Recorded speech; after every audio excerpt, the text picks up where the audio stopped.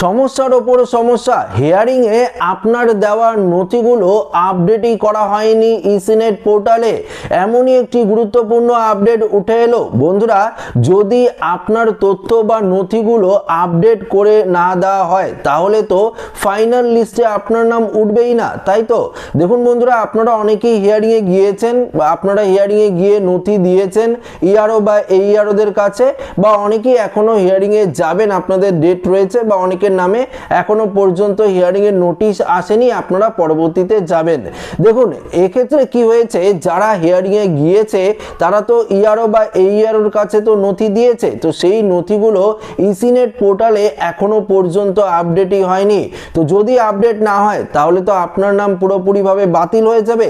এই নিয়ে নির্বাচন কমিশনারের তরফ থেকে কি আপডেট দেওয়া হয়েছে, কি ঘোষণা করা হয়েছে, আজকের এই ভিডিওতে আপনাদেরকে এই বিষয়ে একদম বিস্তারিতভাবে জানিয়ে দেব।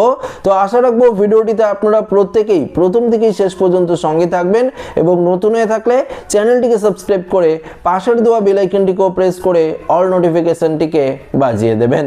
তো বন্ধুরা, আমরা সরাসরি একদম গুরুত্বপূর্ণ যে আপডেটটি উঠে এসেছে সেই আপডেটে আমরা চলে যাব। অর্থাৎ এই মুহূর্তে কমিশনারের তরফ থেকে কি জানানো হয়েছে সেটি আপনাদেরকে জানিয়ে দেব। এসআইআর এর শুনানি নিয়ে রাজ্য জুড়ে অশান্ত চলছে, অর্থাৎ অশান্তি অব্যাহত রয়েছে। তারই মাঝে আরও এক সমস্যার অভিযোগ, শুনানির পরেও নেই স্বস্তি। আরও এক সমস্যার মুখোমুখি সাধারণ মানুষ। শুনানিতে যাওয়া প্রয়োজনীয় নথি জমা করার পরও ইসিনেট পোর্টালে নথি নাকি আপডেটই হচ্ছে না। দেখুন, অভিযোগ উঠেছে তাতেই শঙ্কিত মানুষ। তাহলে কি সব পরিশ্রম জলে গেল? চিন্তায় রয়েছে সাধারণ ভোটাররা। এই ঘটনার ফের নির্বাচন কমিশনারের অনুমোদন প্রক্রিয়া ব্যাহত হওয়ার আশঙ্কা কিন্তু তৈরি হয়েছে। জেলা শাসক ও জেলা নির্বাচনী আধিকারিকদের উদ্দেশ্যে জারি করা মুখ্য নির্বাচনী আধিকারিকের নির্দেশিকায় জানানো হয়েছে, ভোটার তালিকার আনম্যাপড ও লজিক্যাল সংক্রান্ত অধিকাংশ মামলার শুনানি সম্পূর্ণ হলেও সেই শুনানি ও নিষ্পত্তির তথ্য এখনো ইসিনেট পোর্টালে যথাযথভাবে আপলোড করা হচ্ছে না।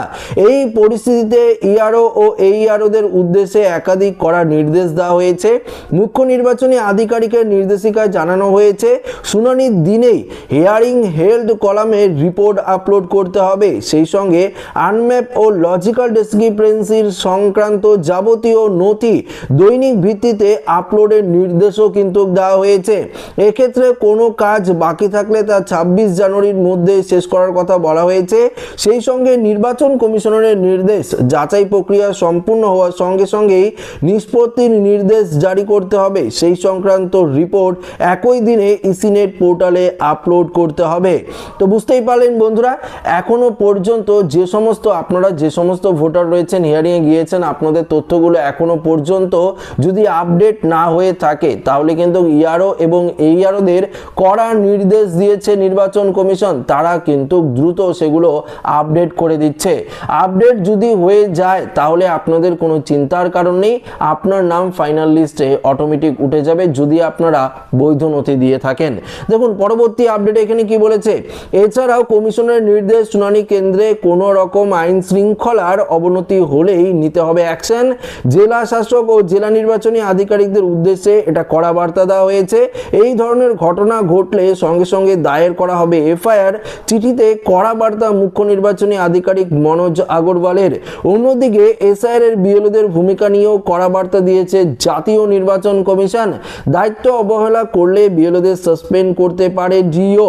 চিঠিতে জানিয়েছে কমিশন, এক্ষেত্রে সুপ্রিম কোর্টের নির্দেশ, এসআইআর এর শুনানি কেন্দ্রে অথবা এসআইআর সংক্রান্ত সরকারি দপ্তরে কোনো রকম আইন শৃঙ্খলার পরিস্থিতি তৈরি হয়, সরকারি সম্পত্তি ভাঙচুর কিংবা এসআইআর এর কাজে যুক্ত কোনো আধিকারিক বা কর্মীর হুমকি অথবা হামলার ঘটনা ঘটে, তবে সেই সঙ্গে সঙ্গে স্থানীয় থানায় অভিযোগ দায়ের করতে হবে এবং জেলার পুলিশ সুপার ও মুখ্য নির্বাচনী আধিকারিকদের দপ্তরে পাঠাতে হবে সেই এফআইআর কপি।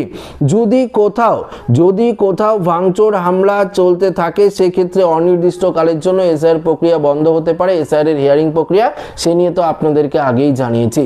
তবে এক্ষেত্রে আপনারা বুঝতে পারলেন যে ইতিমধ্যেই নির্বাচন কমিশনারের তরফ থেকে সমস্ত ইআরও এইআরওদের নির্দেশ দেওয়া হয়েছে যে এবার যেই সমস্ত হিয়ারিংগুলো হবে সঙ্গে সঙ্গেই আজকে হয়ে গেলে আজকেই সমস্ত নথি কিন্তু আপলোড করতে হবে, এমনটাই কিন্তু নির্দেশ দেওয়া হয়েছে। কখনো কখনো এই ক্ষেত্রে দেখাও যায় যে অনেক ভোটাররা ভিড় করেছিল হিয়ারিংয়ে প্রথম দিকে, সেক্ষেত্রে আপনারা হয়তো যে নথিগুলো দিয়েছেন তারা সেগুলো জমা রেখেছে, সেক্ষেত্রে যদি নথি উলটপালট হয়ে যায় তাহলে তারা তো আপলোড করতে পারবে না, সেক্ষেত্রে কিন্তু সমস্যা তৈরি হতে পারে।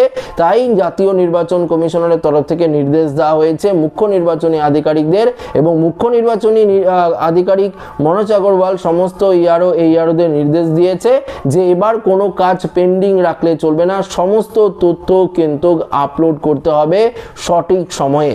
অর্থাৎ এই যে নতুন, আবারও আপনাদেরকে জানিয়ে দিচ্ছি, এই যে নতুন লজিক্যাল ডিসক্রিপেন্সির আওতায় যে লিস্ট দেওয়া হয়েছে, পাশাপাশি আনম্যাপ ভোটারদের যে লিস্ট দেওয়া হয়েছে, সেই লিস্টে যে সমস্ত ভোটারদের নাম রয়েছে তারা তো হিয়ারিংয়ে যাবেই, সেক্ষেত্রে তারা তো নথি দেখাবেই, সেই নথিগুলো কিন্তু দুরান্ত একদম সঙ্গে সঙ্গেই কিন্তু সেগুলোকে আপলোড করতে হবে ইআরও এবং এইআরওকে। যদি কোনো রকম অবৈধ নথি হয় বা 13টি নথির বাইরে অন্য কোনো নথি হয় তাহলে কিন্তু এবার সেটি রিজেক্ট করে দেওয়া হবে, সঙ্গে সঙ্গে সেই নথি কিন্তু আপডেট হবে না। অনেকে আপনারা আগে হিয়ারিংয়ে গিয়েছেন, ব্যাংকের বই দিয়েছেন, অর্থাৎ এখনকার ব্যাংকের বই তো দিলে হবে না, 1987 সালের আগের লাগবে। একসাথে 1987 সালের আগের যদি আপনাদের ব্যাংকের বই থাকে বা পোস্ট অফিসের বই থাকে বা এলআইসির কাগজ থাকে সেগুলো চলবে। অনেকে কি করেছে, এখনকার ব্যাংকের বই দিয়েছে বা অন্য কোনো নথি নেই বলে দিয়েছেন, অনেকে জব কার্ড দিয়েছেন, রেশন কার্ড দিয়েছেন, সেই ক্ষেত্রে কিন্তু সেগুলো দিলে চলবে না। তো সেগুলো যারা দিয়েছেন, ধরুন আপনার নাম কিন্তু পরিষ্কার ফাইনাল লিস্টে থাকবে না যদি আপনারা বৈধ নথি না জমা দেন। তো আশা রাখবো এই ভিডিওটিতে আপনাদেরকে সঠিক ইনফরমেশন দিয়ে হেল্প করতে পেরেছি। ভিডিওটি ভালো লাগলে লাইক করবেন, আমাদের সাথে শেয়ার করবেন, নতুন হয়ে থাকলে চ্যানেলটিকে সাবস্ক্রাইব করে আমাদের সঙ্গে জুড়ে থাকবেন। ধন্যবাদ।